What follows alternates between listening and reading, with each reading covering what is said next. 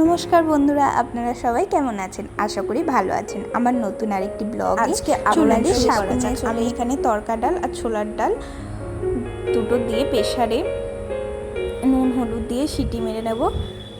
আর কড়ার মধ্যে দিয়ে দিলাম সরিষার তেল এবং দিয়ে ডিমটাকে ভেজে তুলে নিলাম। দিয়ে আবারও কড়ার মধ্যে তেল দিয়ে গোটা জিরে দিয়ে পেঁয়াজ দিলাম, দিয়ে একটু ভেজে নেব।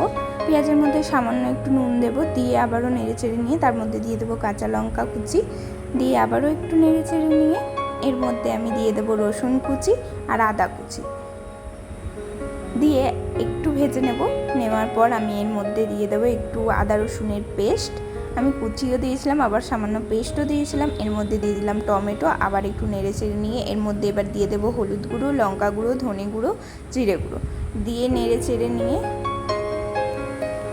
যতক্ষণ না তেল ছাড়ছে ততক্ষণ আমি মশলাটাকে কষবো। কষা হয়ে গেছে, এর মধ্যে দিয়ে দিলাম কড়াই সেদ্ধটা, দিয়ে আবার একটু নেড়ে চেড়ে নিয়ে এবার আমি জলটা শুকিয়ে গিয়েছিল বলে আমি সামান্য পরিমাণ জল অ্যাড করলাম, দিয়ে এবার ফুটিয়ে নিচ্ছি।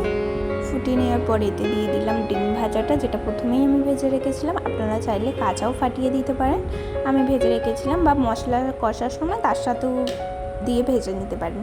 দিয়ে আমি অ্যাড করলাম তড়কা মশলা। আপনাদের কাছে যদি বাড়িতে বানানো মশলা থাকে সেটাও দিতে পারেন, আমার কাছে ছিল না তাই আমি তড়কা মশলা অ্যাড করলাম।